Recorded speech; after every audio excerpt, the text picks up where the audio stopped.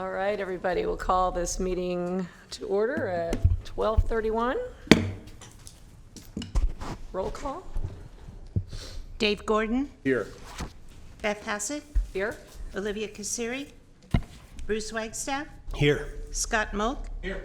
Phil Cerna, Donna Sneringer, Steve Wertz, Here. Lee Turner Johnson, Here. Kathy Kossick, Here. Terry Porter, Here. Christina Elliott, Patrick Kennedy, and, Scott, you're here? Okay. Beth Hassett will be the chair of the meeting today with Phil Cerna being out, and Kathy Kossick will be voting since Dr. Kassiri is out today. And there's so many out, wait a minute.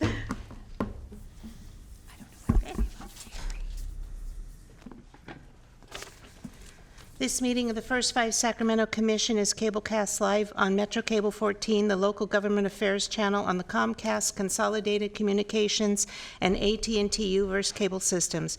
This meeting is closed caption and webcast at www.sacmetrocable.tv. Today's meeting will be repeated Wednesday, December 4th at 9 a.m. and Thursday, December 5th at 6 p.m. on Channel 14. Members of the audience wishing to address the commission may sign a speaker slip at the kiosk located in the back of the room. Please include the agenda item number that you wish to address and then bring the completed form to me. Please speak into the microphone when addressing the commission and state your name for the record. If you have any electronic devices, please put them on silent or turn off now. Thank you. All right, Commissioner Moak, will you please lead us in the Pledge of Allegiance? Gladly. I pledge allegiance to the flag of the United States of America and to the republic for which it stands, one nation, under God, indivisible, with liberty and justice for all. Approval of October 7th draft action summary. Have a motion to approve? I'll move approval. Thank you. Second? Second.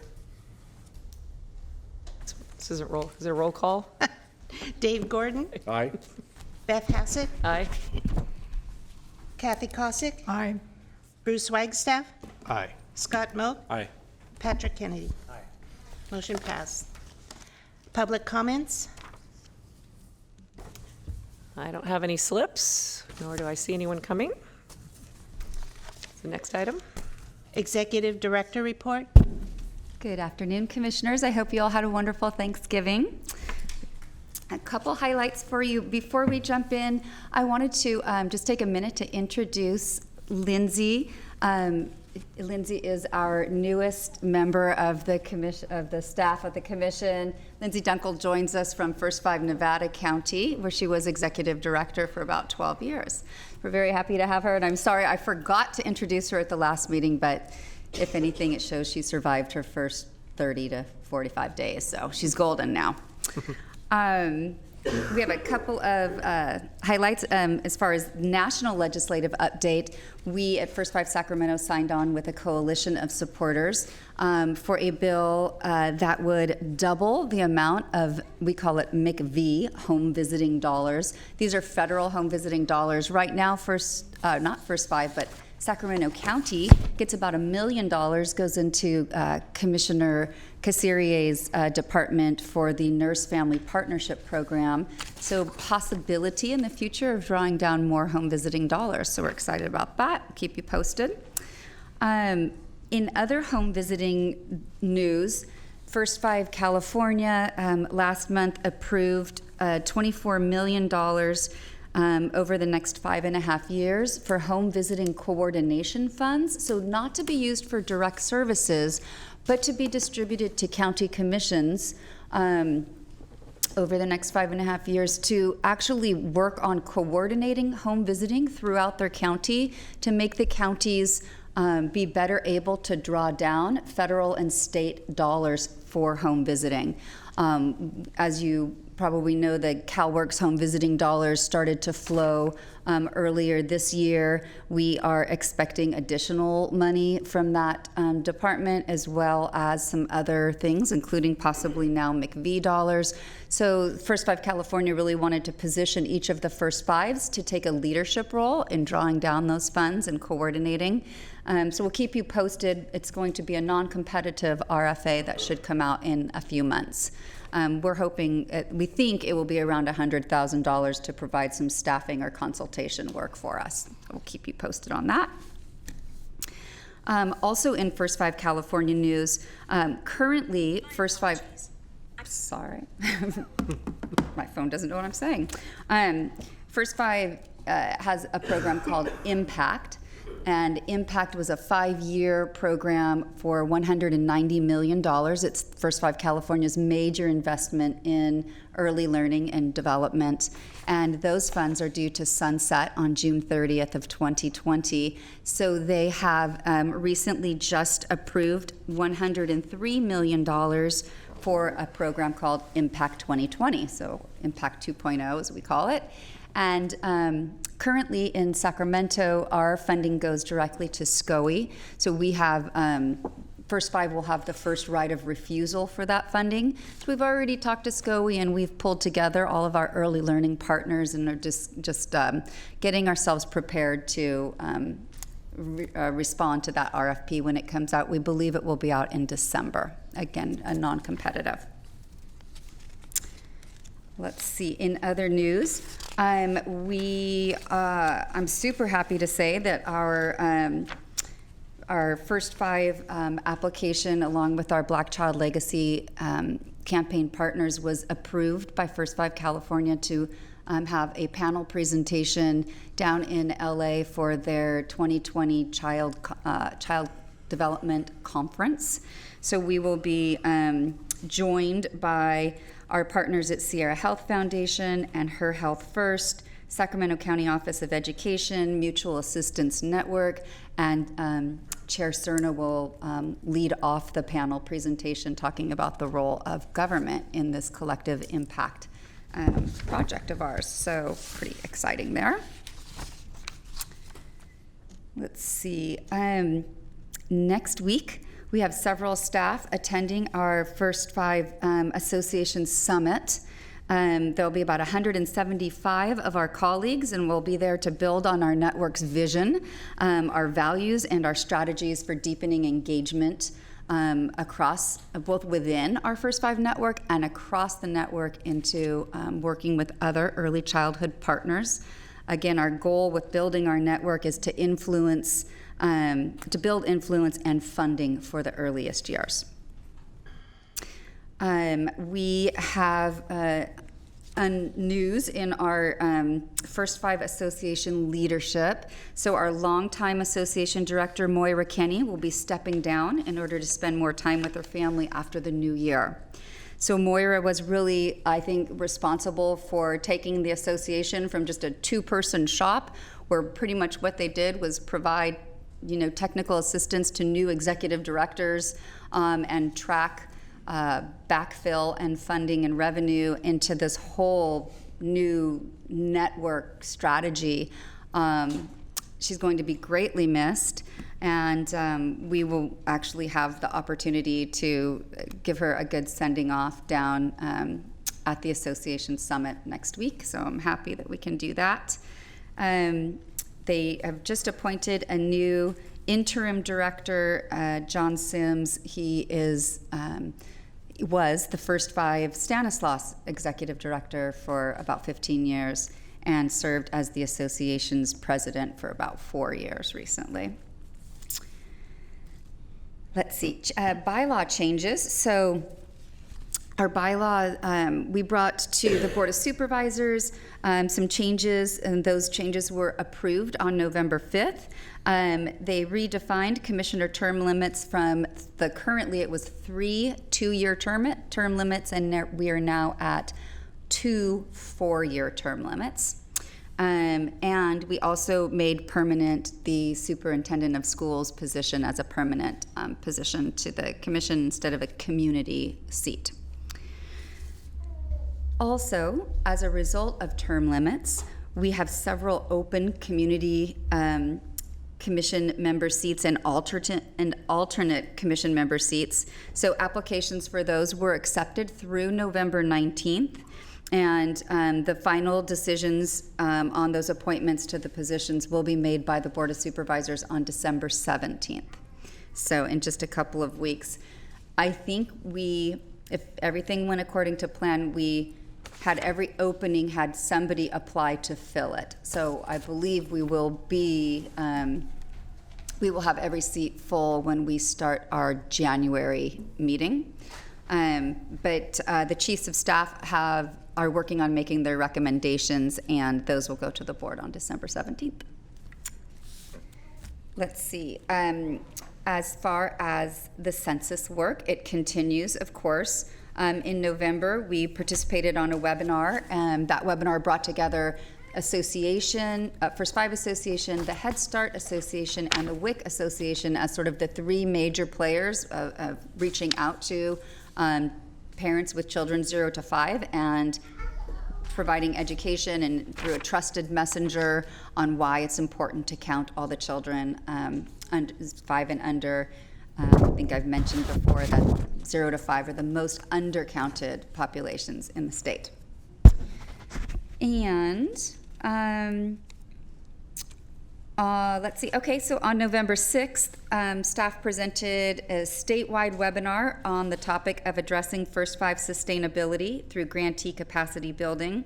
And our staff shared the First Five Sacramento experience of building and implementing and evaluating our certified sustainable program. So there was a lot of interest throughout the state. We ended up sharing out our templates and everything so that other county commissions don't have to build it from scratch. We're just really proud of that program.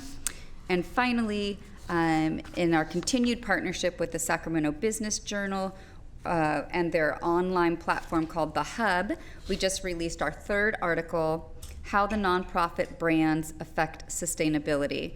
And that article had a quote from our partner, Her Health First, and they shared about the benefits to their agency of developing their first ever sustainability plan. And that concludes my report for today. Thank you. Commissioner Wagstaff? Thank you very much. Thank you for your report, Julie. The home visiting money sounds very exciting. Very excited about that. So have they indicated how much each would get? Do we know how much we might get? Not yet. And one important thing to note is that not every county is getting those McV dollars right now. So my understanding is that it would do 2 things. It would open it up to some counties who don't have any McV dollars, and for successful programs, they might be able to draw down additional dollars if there's not a taker in every county, sort of like what we saw with CalWorks. Do you have a sense of timing? I do not. Okay, that might just something to keep us posted on. For you. And whether the other question to track, I think, Julie, is whether or not they specify how much specification goes along with the money. For example, do they dictate who does the home visiting and that sort of thing? Typically, the money comes through the health departments. Right now, that's how it rolls out. Most health departments are either running Nurse Family Partnership or Healthy Families America, but Parents as Teachers is also on the evidence-based list now. And so, but typically this is money that comes through health departments to use as they see fit. Okay. Good. Commissioner Moak? Just on that note, I can't remember if it was a First Five funded project, but there used to be a thing called the Home Visitation Coordinating Council that was run, I think, out of the Family Support Collaborative, if I'm not mistaken. This could have been back in 2000. This was right at the formation, close to the formation of Birth and Beyond, when Healthy Families America was the model that was chosen to be implemented here in Sacramento. And Nurse Family Partnership, Parents as Teachers, and I mean, at the time, there were, call it 20 or more home visitation models that were all rolling out at the same time due to some of the CPS changes in CPS and family maintenance going away. And so the community in many cases, with the help of the Family Support Collaborative, help to bring everybody together. We standardized some paperwork. We standardized tools, intervention tools, tried to get on some of the same data storage. I mean, there was actually a lot that a woman that many people probably know, Nancy Fendyson, helped to, I think she chaired it maybe. I'm kind of looking at Sheila because she was around at that time too. But I would just say there's somewhere some institutional knowledge in this county about how that looked. And the county was there. I think even, if I'm not mistaken, you might have been there, or the state was there. So I mean, it was awesome. I mean, it was really the first time that all of us who were doing home visitation were all like in the same room at the same time talking about the same stuff. Great. And it was fantastic. So the fact that that's like coming, I mean, they say all great things come back eventually. Yeah. So it's great to hear that there is some money Yep. to be used in true coordination fashion. Exactly. For those purposes. So I will do some research. Thank you for yeah, that. the Home Visitation Coordinating Council, I believe, is what it was Visitation called. Coordinating Council. I got it. Holy, turn back the clock day. All right. Thank you very much. You're welcome. Advisory Committee update? Do we have anyone here to provide it? I can do a quick update on it. It was a pretty fast meeting, and I believe that Latina Price gave the executive director's overview and then presented to the group on our first 5 annual report to the legislature, which is on your agenda for later this meeting, and just received feedback and shared with them what our numbers served and that good stuff. That was about it. All right. Thank you. Sure. Evaluation Committee update? Yes, I can speak to that. We had 2 meetings since the last commission meeting here, and October 16th, and I believe it was November 15th. I think it says 18th on the agenda, but and at the October 16th, one of the things we did was look at the Sacramento Annual State Report, and we'll see more about that shortly, but it highlighted the Certified Sustainable Initiative and the Playgroup evaluation. And then most of the November 15th meeting was spent sort of going over the reduction of African American perinatal and infant death report, and we spent a good amount of time going over that, pretty much line by line. Yes. And I think that was the bulk of the meeting. Thank you. Financial Planning Committee update? Yes, we met on October 17th and wanted to mention that we do have a vacancy due to Commissioner Jones terming out. So if anyone is interested in joining the Financial Planning Committee, we would love to have another member. We met and discussed staff gave an update on the CalWorks home visiting program, noting that processes are beginning to normalize and become more routine. Medi-Cal administrative activities update was that we are losing a very experienced person with knowledge of MAA from the Child Abuse Prevention Center. There's a new software system called Time Study Buddy that was rolled out in October, and it is taking improvements for efficiencies in completing time studies. We also looked at quarterly financials from September 30th and noted that Prop 10 revenue has not been received from the state for 3 months.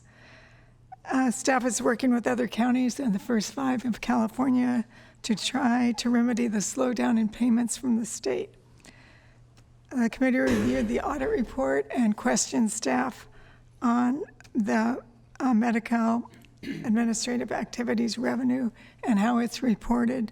And we made some adjustments based on the audit to have that reported in a different manner and an accrual basis in future audit reports and in future financial statements. Thank you. Sustainability Committee update? The Sustainability Committee met on November 19th. and we reviewed a few things. We talked about some of the legislation that we supported, since the commission is getting much more involved in systems and policy change and having an impact. So we talked about some of the legislation we supported that actually has been enacted, like the developmental screening and also the recognition of the Family Resource Centers, the definition in the Welfare and Institution Code. We also reviewed the 2020 policy priorities, and which is coming to you on this agenda. We reviewed the certified sustainable next steps for the commission, and really looking for ways to engage with partners, continued engagement with partners, and also how to get commissioners involved. There's a few ideas out there that will be coming our way. And lastly, the committee looked at how we will update the sustainability plan once the strategic plan has been finalized. So we have a timeline, discuss the timeline and the process that we'll use. That was it. Thank you. Strategic Planning Committee update? I guess that's me. Did anyone send me a cheat sheet, or am I just remembering? I've got a cheat sheet for you, I think. Okay. We met a week ago Thursday, on the 21st, and went through all of the, here we go, thank you. Yes, November 1st, we've had 2 meetings. So we met November 1st and then on the 21st. So at the November 1st meeting, we reaffirmed our vision statement and approved a new mission and some revised strategic principles. We approved a prioritization criterion that was used to score each result area, and we reviewed the data that included trends in the community indicators and community priority data and results from the provider and parent surveys that were conducted. And then at our last meeting, we received the results area presentations that included a review of the trends in community indicators and a landscape analysis of each of the result areas, and we scored each result area using the prioritizations criterion that was approved during the November 1st meeting. So our next meeting is on December 13th, where we'll receive funding recommendations for each of the result areas. So staff are going to go back and make some funding recommendations, and the commission will receive a full update during our January meeting. Any questions? All right. Approval of community connection grants? Thank you. Alejandra Labrado oversees this for the commission, and we'll take this one. Good afternoon, Commissioners. Today I'd like to present to you the new round of CCG groups that we'll be recommending for funding. This is what we know as Round 8 ever since the relaunch of CCG. There were 5 proposals that were received. All but 1 are being recommended for funding. The total amount of funding for these grants is up to $15,980, and these funds have already been allocated with the fiscal agent. So you all have a chart behind you, and as usual, we're going to introduce the groups who are in the audience and ask them to stand as I call their name. The first group is Aloha with Little Hands. This group will meet monthly for parent-child bonding through Hawaiian cultural activities such as dance, music, and arts and crafts.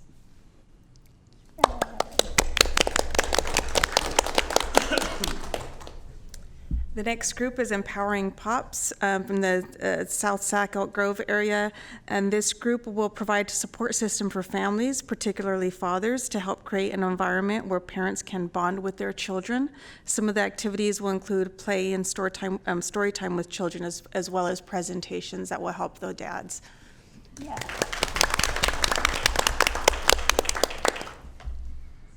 The next group is Interactive Smart Start in the Art and Arcade area, and this group will focus on school readiness activities to create friendships between parents and their children.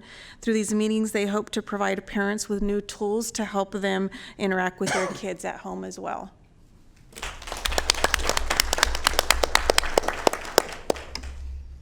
And the last group is Orangevale Rocks.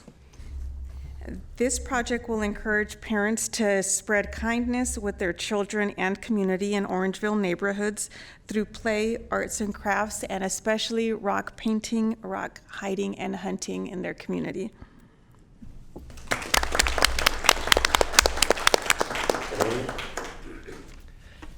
Thank you. So we do need to vote on this. Madam Chair, if I could? Yes. Oh, yes. Commissioner Wagstaff? Some background. In your write-up here, you make reference to the panel members consisting of former CCG group leaders. Can you say more about that? Yes. Who actually decides on these? So this is the first round that we did something different.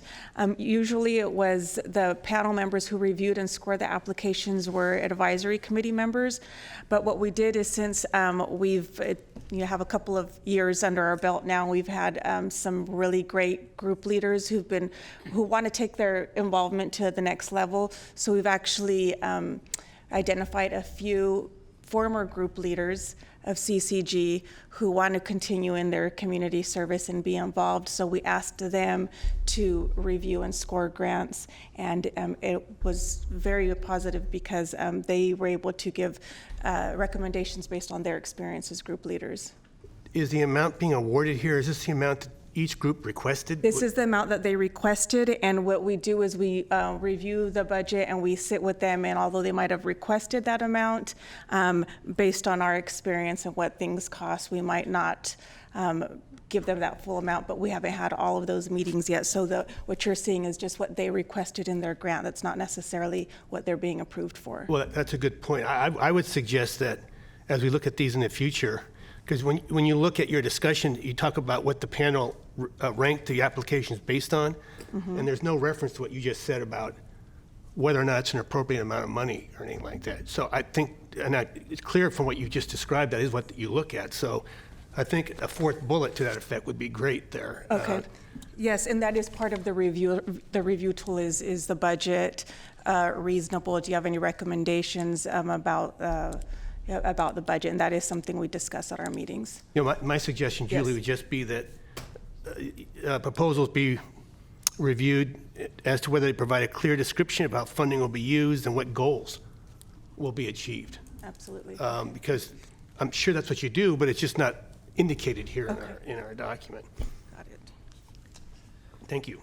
Thank you. I have one question. So the recommended amount for interactive Smart Start is 5,000, but on the grid below, it's a different number. Is that? It's 4963. Might have been a mistake. Yes, so the requested amount must be the 4,963. So that'll be the amount we're approving then? Okay. Just fill out a card. Yeah, you need to just fill out a slip and bring it up here, and then, yes, then you can. Okay. Sorry, I had a question earlier, but I didn't want to interrupt anything. Our speaker slips in the bottom. Yeah, just fill it out. Okay. Fill it out, and then we'll call you up here. No, that's fine. Commissioner Moak. That's fine. Any other questions? I just want to just say thanks again to the staff, to First Five staff. I know that this program obviously now has been going for a long time. Took a little break and then comes back. It's tremendous to hear that there are former grantees that are now involved in almost the direction and visioning and selection of the future is insane to think about, and exactly what this program was intended to do at the beginning, right? Take if I'm not mistaken, 0.002% of our budget overall, right? If I'm not the math guy's there, but I'm pretty sure it's 0.002% of our annual budget allocation to go to community projects that are going to be doing real work with real people and real communities. So it's just, so kudos to all of you who are being selected and granted this opportunity to lead your community to new heights, and awesome to hear the people who are wanting to stay involved in a meaningful way in the selection. That's just absolutely exactly what this program was designed to do. So kudos. We're excited about that. Excellent. Commissioner Wagstaff? I was just going to comment on what Scott just said. I just go back historically. Yes, it's a very small amount, but I remember very well the critiques we got on these back in the old days. I forget how far back it was. 10 years, I think. Yeah, I almost. think it was. Well, I'm not going to show my age. But anyway, so that is a point worth taking, but I still think it's very important to Yes, okay. add the kind of review these things get. And so we can head off any sort of questions along those lines. Yep.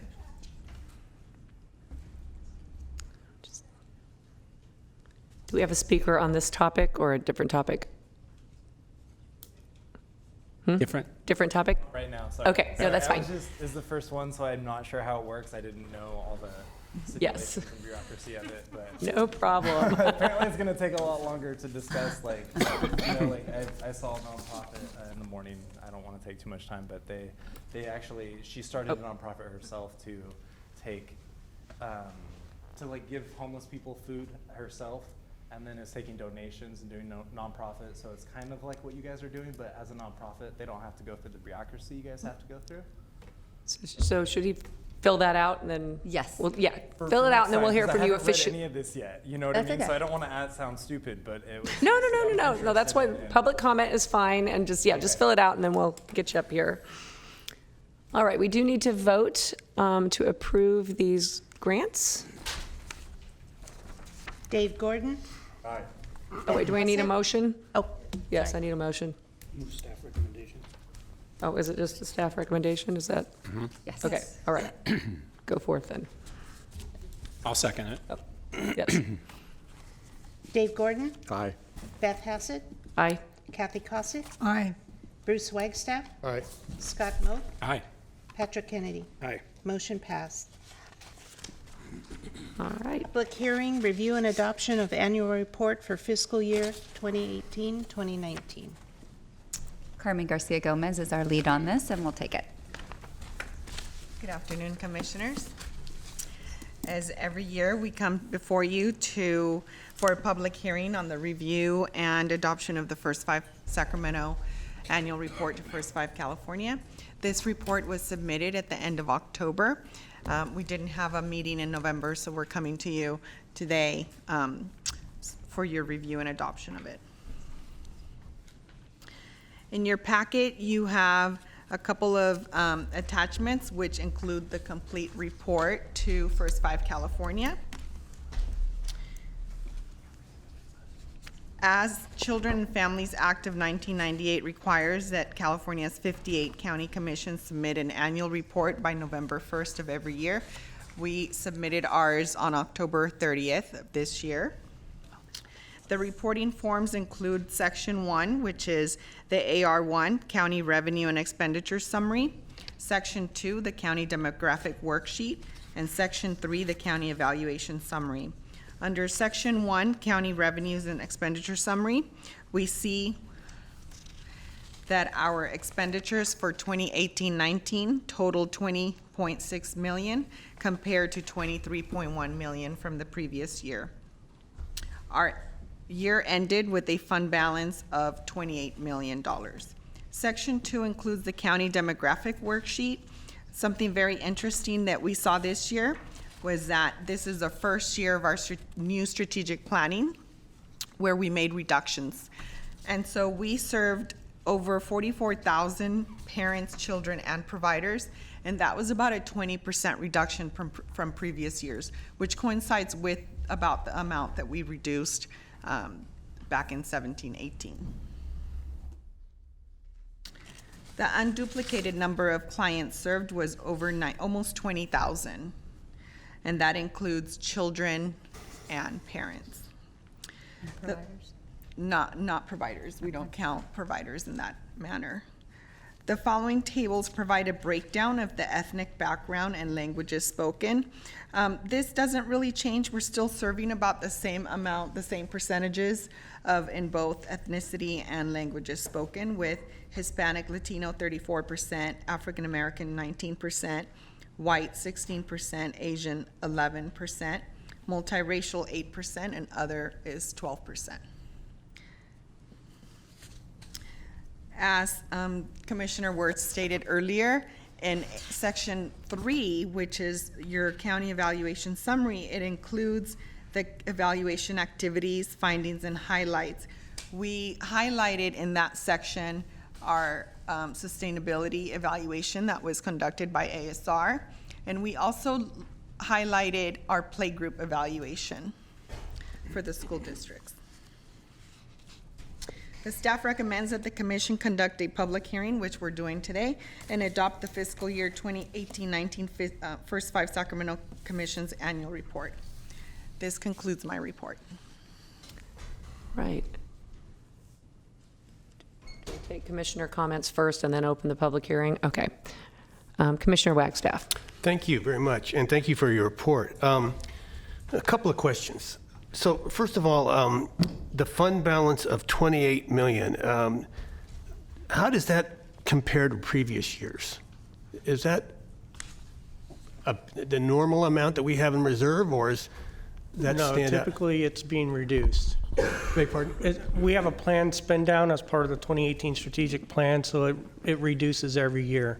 Does the state commission require a certain level to be left in reserve? They do not, but we here have a personal or an organizational policy of 3 million at the end of our planned spend downs. But we got 28 million here. Correct. So I just couldn't help but note that we've had a 20% reduction in the number of people we serve, but we're not spending 28 million that we could be in the community. This was also the first year of the 2018 strategic plan in which we reduced by 25% our budget, how much we were Because of the spending. cliff that's approaching. Yeah, exactly.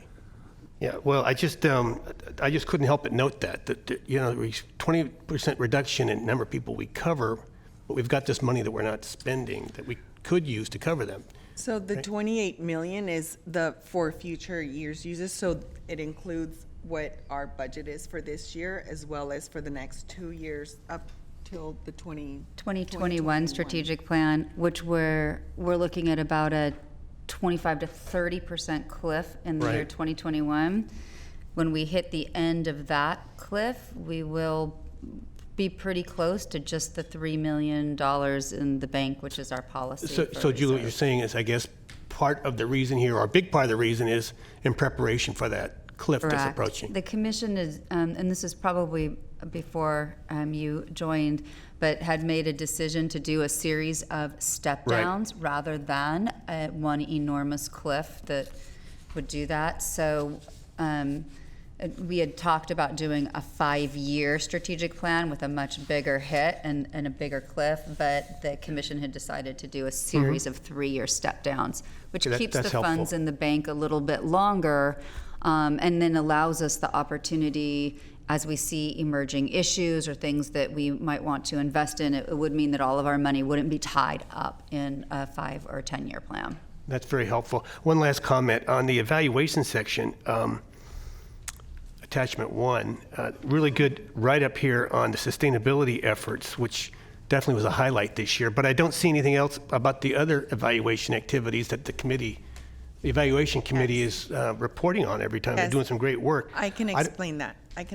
So First Five California gives us a very small amount of characters to include. I think in this section is like 1,000. Like a term paper, you mean? Yes, so, and it also includes not just numeric and alphanumeric, it includes periods and spaces. So we can only select. Boy, that takes me back. Yes, so we can only select, not necessarily our biggest accomplishments, because I would consider that we have many, many big accomplishments. But this was a specific evaluation that we did this year, and I thought it was very important to highlight it because it has caught the attention of so many other commissions. I thought it was a really nice way to not just, have it at our office, but to share it. It absolutely was. It absolutely was. I just know that Commissioner Wirtz's committee does a lot of good stuff in evaluation that I thought worth noting. I didn't realize you were so prescribed in, spaces and all that stuff. Yes, yes, we are. Very interesting. But good news is that in about March of next year, you will receive a full evaluation report on all of our outcomes. Thank you. Commissioner Wirtz? Thank you. The other thing, Bruce, that I would add is that the whole sustainability committee was part of this step-down process and a very thoughtful process of saying, do we fund all the needs that we can fully until we run out of money, and then everyone has to just find their own way. This, obviously, the sustainability piece is really to give people time to build that sustainability. And I think we've done an incredible job of moving in that direction. So that's real kudos to that.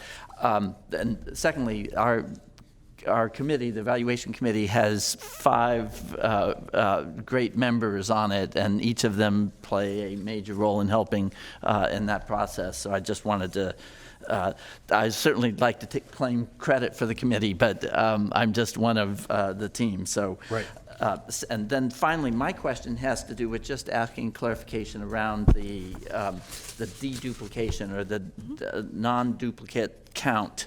Can you review that again with me? Yes. And perhaps show me where, if it's in the document itself here. They basically ask, okay, we give them the 44,000 or over 44,000 count, which it includes all of our programs that we serve. Many of our programs collect client-level data directly into Persimmon, so we have actual identifiers, but then we have a lot of other programs that don't collect that information, and it's more of an aggregate number. So that's why there's a duplication, because obviously some of our clients, a lot of our clients are served through various programs and various programs that don't necessarily collect identifying information. So the state just asked for an estimate of what we think the duplication is. So when I run our numbers in Persimmon and think about all of the programs that also serve, for example, we have Early Smiles, which goes to many of the preschools that we fund, all of the preschools. Well, we also look at, and we also count those children in this report. So I look at our numbers, and then I just apply a percentage. Got it. And that's the 20% on the... Correct. I can't figure out what page, on page 2 of the AR2. Correct. And then, as we've mentioned before, there are other services that First Five does that don't get included in this at all. And we've talked about, obviously, the fluoridation one being a big one, but also the baby-friendly hospitals. And so this number of 44 is what gets captured in Persimmon, and that's useful and valuable for us in evaluation, but it doesn't fully cover all of the families served, obviously. Correct. And when we look at our local evaluation report, we will address that. We also provide services to so many other families, children and parents that are not calculated in this number, and then we identify those programs. Got it. And now Persimmon does allow us to track some of those families that get more than one service. Yes. Yeah. Yes. And in our evaluation, we're interested in seeing if multiple services have a larger impact with families than single service kind of situation. So, thank you very much. You're welcome. Oh, and just the final, we did talk at the evaluation committee as well around the pick of the play groups as just one of the highlights from the evaluation effort. So we recognize that was a choice to just highlight a good effort at evaluation. Thank you. All right, this is a public hearing. Open the public hearing. Seeing nobody from the public wanting to speak. Close the public hearing. So we do need to vote on this to adopt the annual report.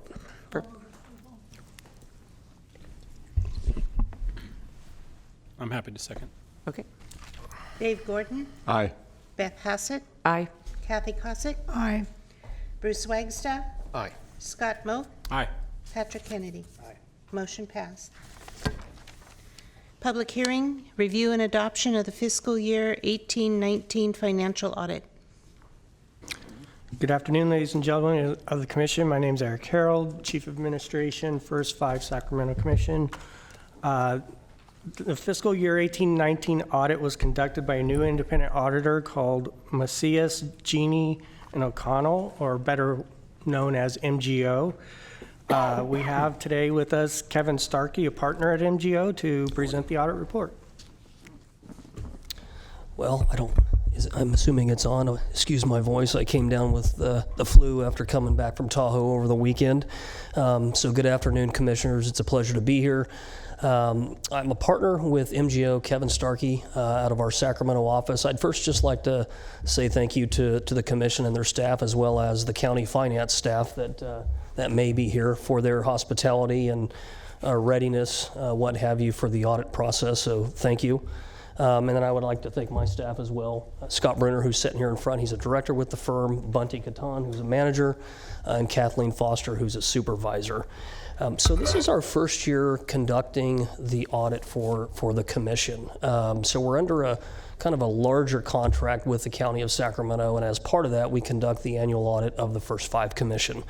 So hopefully before the commissioners, you should have 2 reports. One is the audit report, which contains 3 opinions that we provide, and as well as what we call a required communication letter, which is kind of just a loose leaf document.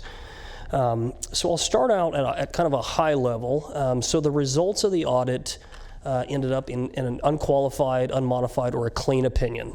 And so as auditors, when an entity procures to have an audit performed, that is the highest level of assurance that we can provide as auditors. So what that means, in effect, is we have conducted the audit of the financial statements as prepared by management, and we concluded that those financial statements materially present the financial position or the balance sheet and the profit and loss statement of the organization in accordance with the underlying accounting standards.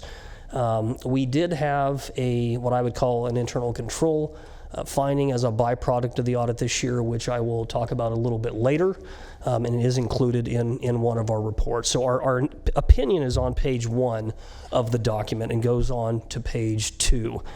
I'll turn your attention to page 33, which is the second of our reports that we issue.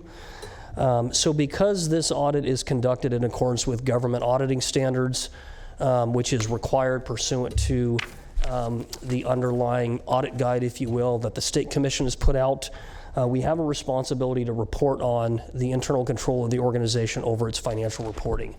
And so during the course of the audit, we did come across it's not a material item, but certainly worth bringing to the attention of management and to those charged with governance.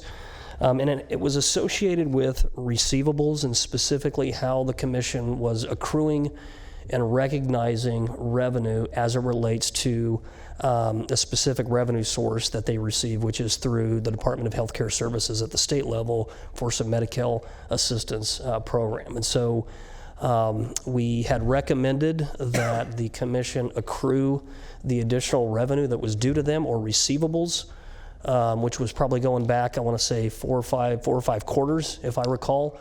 So what you have before you are financial statements now that really show more on a full accrual basis what the revenues, expenses, and associated liabilities and assets look like.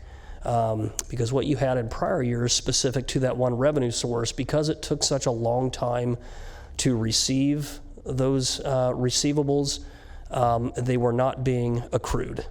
And so they were basically being accrued upon submission of the claims, as opposed to when the other underlying expenses are incurred. And so it really resulted in about a $200,000 difference if we look at year over year what the impact would have been on equity of the organization. So we certainly did not feel that that was significant enough to go back and restate and correct prior financial statements that had been presented. So it kind of just flowed through the current year operations as a byproduct of that. And so again, just to reiterate, it was not a material instance of internal control, but just, as I mentioned, something to bring to the attention of management and certainly those charged with governance. I would just take you through the financial statements briefly. And really, I'm going to focus on the section of the report that's titled Management's Discussion and Analysis. So this is an area of the report where management kind of provides their insights as to the significant balances and the changes in those balances from one year to the next. I think there's already been some discussion previously about probably some of the changes. One being, it looks like equity's gone down by $4.5 million, and that was clearly, it sounds like, intentional as a byproduct of the strategic plan that was adopted and implemented. So if you look at page 4 of the report, this is a comparison of 19 to 18 results. And you can clearly see that change in net position or fund balance, depending upon how you want to look at it. But certainly on page 4, the net position went down almost $4.2 million. So as has been previously discussed, that was intentional to kind of draw down and use up some of the cash that the commission was setting on, and really kind of move some of the programs forward and spend down that equity or that fund balance. One of the other changes you'll see if you look in the asset section, clearly the current and other assets went down by $6.5 million. That really is the cash, the spending of the cash. The due from other governmental agencies is what I alluded to earlier, about a $1.5 million increase from prior years, and that really speaks to the recording of those receivables that were not getting reflected until the submission of the claims were being made to the state. And so we made the recommendation that really those should be accrued and recognized when the underlying expenses are being incurred. So that's, I would say, probably the most significant changes, year over year. We do have to test on a number of areas related to compliance with the state audit manual. And I would turn your attention to page 35 is where we have that report on the organization's compliance with the state audit guide, if you will. And happy to report that we had no issues from a compliance perspective related to how the commission was carrying out the activities of the organization. And you can see kind of down toward the bottom of page 35, we have listed out the various areas of compliance that we have to look at pursuant to the audit guide. So you've got some contracting and procurement areas, conflict of interest, ordinances, long-range financial plans, financial conditions, and then you've got some program evaluation. So within each of those areas, we test for compliance against the requirements that the state has established. And again, there were no issues that we came across from a compliance perspective. So kudos to the commission staff. So with that will conclude my presentation. Hopefully tried to keep it, not getting into the weeds, and keep it high level. Certainly if there's any questions, I'd be happy to address those. So thank you very much. Thank you. Again, this is a public hearing, so we'll open the public hearing. Any speakers? Okay, we'll close the public hearing. And we need to adopt the fiscal year 18-19 financial audit. Do we have a motion? Oh, Steve Wertz. Sorry, if I can make a comment, actually a question. If I could just ask our financial committee chair if you would speak to the same issue that you mentioned, the accrual before, but just your considerations from the committee in reviewing this? Yes, it's basically a reporting issue and a recording issue. So it's recording a receivable in a timely manner. It's a timing issue more than anything. So we discussed it at the committee, and staff understand why it needs to be done in the future. It's not a significant issue, but it's being corrected. Well, not being a financial person, just because it doesn't make good sense to me. I mean, because I don't understand that. But because if you say you've got the money, but you actually don't have it, if I understand that right, we did what we needed to do and we're owed the money, but it's not coming to us. Not having that show that, or having it show as being there, seems a little problematic to me. But again, that's why I was deferring to yours. It's a receivable to be received. So you're recording it in a timely manner to be received in the future. Even though you haven't yet received it? Yes. Okay, yeah.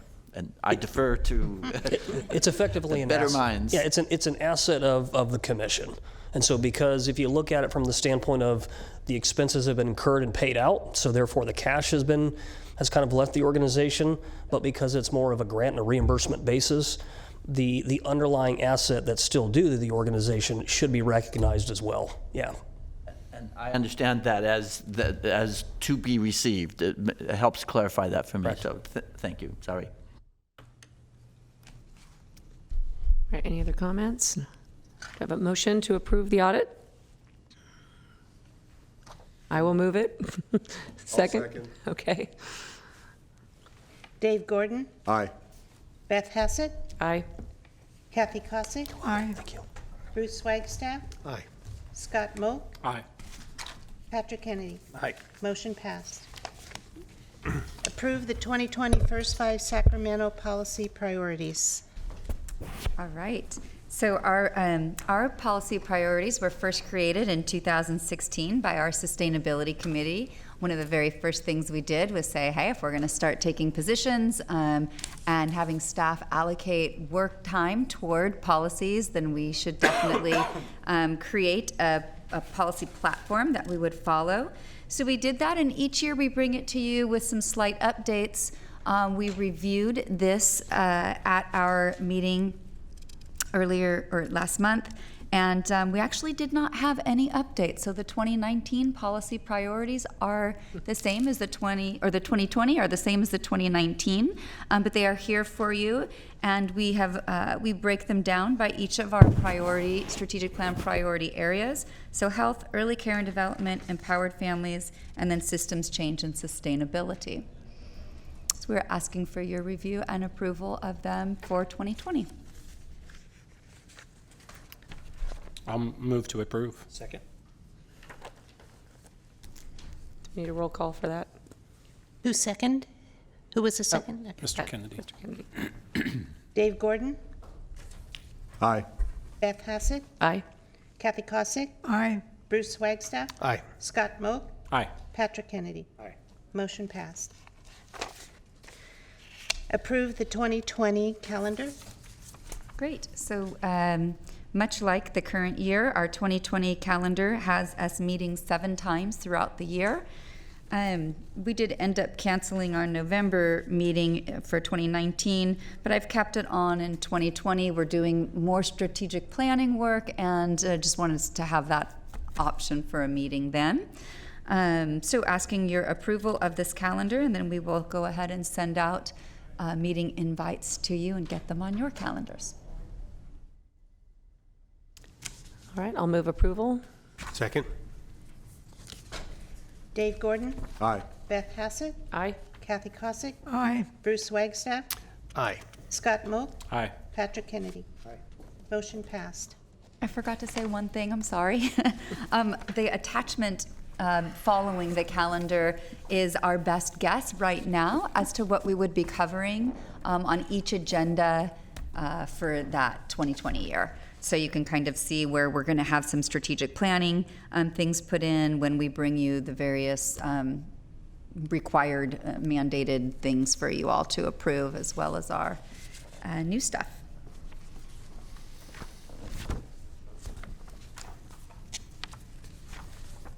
Nomination and approval of the 2020 vice chair. Great. So each year about this time, we also ask for your nomination and approval of a vice chair. I didn't hear from anybody reaching out, so I just reached out to our current vice chair, Commissioner Hassett, and asked if she would be willing. So she would be willing to continue on in that role. She has graciously agreed to do so if you all will have her. All right. I'm not going to move myself. I'm happy to move approval of Beth being the absolute. Dave Gordon, Aye. Beth Hassett, Aye. Kathy Kossick, Aye. Bruce Wagstaff, Aye. Scott Moak, Aye. Patrick Kennedy. Aye. Motion passed. Commission member comments? Should we do our public comment. Public Is he comment. gone? Yeah, I watched them leave. Oh, okay. All right, any commission member comments? Just a suggestion, because that was his first time and he seemed not to know the process and so on, and I'm wondering if it, and because we have public comments right at the first item, I'm wondering if we could have taken him in lieu of not having fit him in at the beginning there, when, just partly because of, and the problem is, of course, that someone doesn't wait around or doesn't feel comfortable doing that. I'm just wondering if we might take advantage of any public input we can by facilitating that. I'm not sure if that fits the rules or not. He didn't have a statement at the initial part of the meeting, but he was looking for a place to make his public comment. So I'm just wondering if that flexibility exists. And it does. Public comment can be taken, well, on an action item, public comment has to be taken prior to the action. Yeah. But general public comment, which it sounded like it was an off-agenda item, Yeah. certainly the commission could accommodate a speaker who wanted to come and give an off-agenda. We just know that it was an off-agenda public comment taken out of order, Right. if the commission so wishes. And I guess I would suggest that we try to do that in the past. I'm not sure. That's just a general recommendation, I think. It's good. Yeah. Yeah, that's good. And we used to have public comment at the end of the meetings, and we moved it forward so people didn't have to wait throughout. But it's nice to know we have that flexibility to bring folks in anytime. Thank you. All right. I have no other requests to speak, so we will close this speedy little meeting at 1:32. Wow, record time. This is why you're the best. Yes. Vice Chair.